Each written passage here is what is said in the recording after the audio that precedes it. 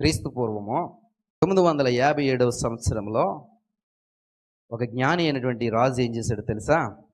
ఒక మందిరాన్ని నిర్మించాడు. యెరూషలేము మందిరాన్ని నిర్మించాడు. ఆ రాజు పేరు ఎవరు? సొలొమోను. చెప్పాడు, సొలొమోను నిర్మించాడు. దావీదు వల్ల కాలేదో, ఆధిక్యతనికి లేదో, నీ కొడుక్కి ఇస్తా, నిర్మించాడు.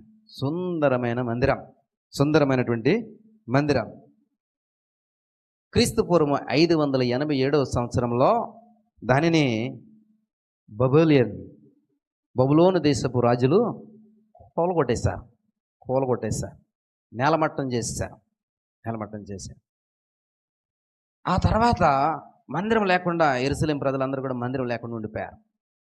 ఆ తర్వాత క్రమంలో క్రీస్తు పూర్వము 516 సంవత్సరాల్లో ఎంతండి, జెరుబ్బాబెలు అనేటువంటి ఒక గొప్ప నాయకుడు వచ్చాడు.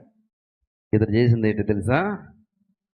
సొలొమోను ద్వారా కట్టించబడినటువంటి మందిరం పడగొట్టబడితే, బబులోను దేశపు రాజుల చేత నేలమట్టం చేయబడితే, దాన్ని తిరిగి జెరుబ్బాబెలు నిర్మించాడు.